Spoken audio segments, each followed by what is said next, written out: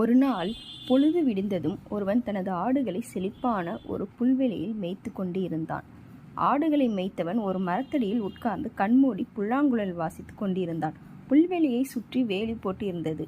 வேலியோரம் ஒரு ஆட்டுக்குட்டி மேய்ந்து கொண்டிருந்ததை பார்த்து ஒரு ஓநாய் ஆட்டுக்குட்டியை தின்னும் ஆசையில் பார்த்தது. வேலிக்குள் முகத்தை நுழைத்து கொண்டு ஓநாய் எதையோ பார்ப்பது போல பாசாங்கு செய்தது.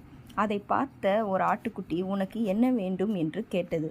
ஓநாய், நண்பா, இங்கு இலவச புல் கிடைக்குமா என்று பார்க்கிறேன். இளம்புல் என்றால் எனக்கு ரொம்ப பிடிக்கும், சாப்பிட தோன்றுகிறது என்று வருத்தத்துடன் கூறியது. அப்படியா, நீ மாமிசத்தை தான் சாப்பிடுவாய் என என் அம்மா அப்பாவிடம் சொன்னார்களே என்று ஆச்சரியத்துடன் கேட்டதும் ஆட்டுக்குட்டி, அச்சச்சோ, அதெல்லாம் சுத்தம் பொய் என்றது ஓநாய். அப்படியென்றால் இரு, நான் வெளியில் வருகிறேன். நாம் 2 பேரும் சேர்ந்து மலையின் அந்த பக்கம் இருக்கும் இளம்புல்லை சாப்பிடலாம் என்று சொல்லிக்கொண்டே வெளியில் வந்தது. உடனே ஓநாய் அதன் மீது பாய்ந்து அதை கொன்று தின்றது. அந்த ஆட்டுக்குட்டி ஓநாய்க்கு உதவி செய்ய போய் தனது உயிரையே இழந்துவிட்டது. அனுபவம் நிறைந்தவர்களின் ஆலோசனை மிகவும் முக்கியம்.